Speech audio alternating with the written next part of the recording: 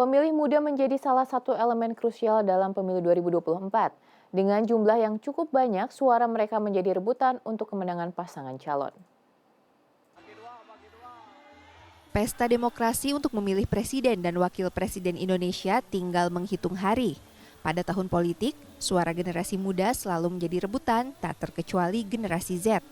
Pada Pilpres kali ini, sebagian di antara mereka akan mencoblos untuk pertama kali.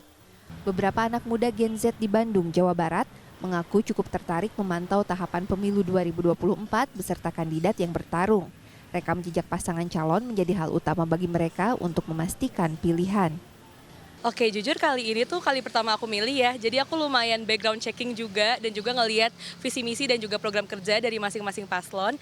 Dan menurut aku sekarang yang paling dibutuhin Indonesia adalah sosok pemimpin yang bisa membuat Indonesia ini berjalan sesuai dengan rencananya. Terus program-program kerjanya tuh harus bisa efektif juga. Kalau ngelihat sosok dari first impression itu pasti ada ya, apalagi dari kita Gen Z, tapi tentunya bakal lihat background checking juga, sama tentunya visi misi itu penting banget sih ya. Belum ya, kalau riset ya enggak sih.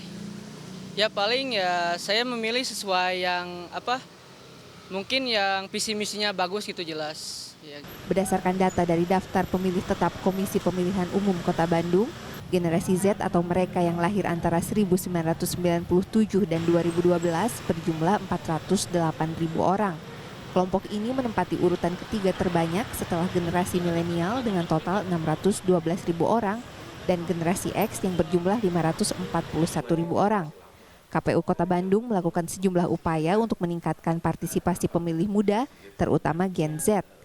Di Kota Bandung, pemilih muda atau Gen Z itu kita sudah melakukan pemutakhiran ya pada saat 2023 lalu yang sejumlah kurang lebih 408.000 atau kalau dipresentasikan itu sekitar 21%.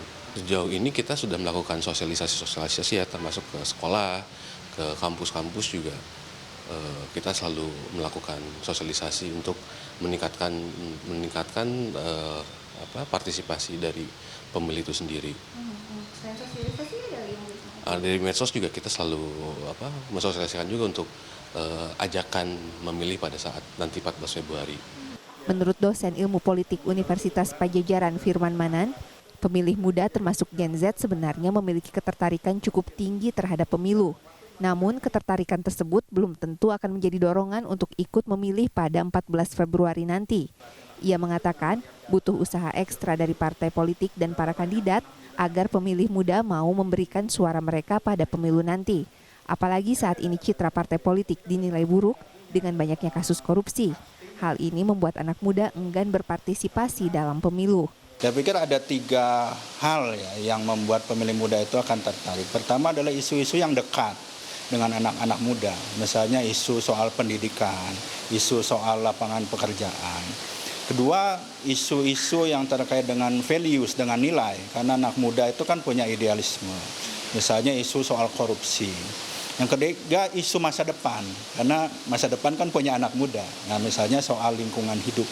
Firman menambahkan, selain isu yang dibahas, sosok atau figur kandidat yang dekat dan menginspirasi juga penting untuk menggait suara generasi muda. Selain itu, dibutuhkan upaya untuk meningkatkan kesadaran mengenai pentingnya pemilu bagi demokrasi. Sebab di kemudian hari, generasi muda inilah yang akan merasakan dampak kebijakan yang dibuat oleh pemimpin terpilih. Tim Liputan CNN Indonesia, Bandung, Jawa Barat.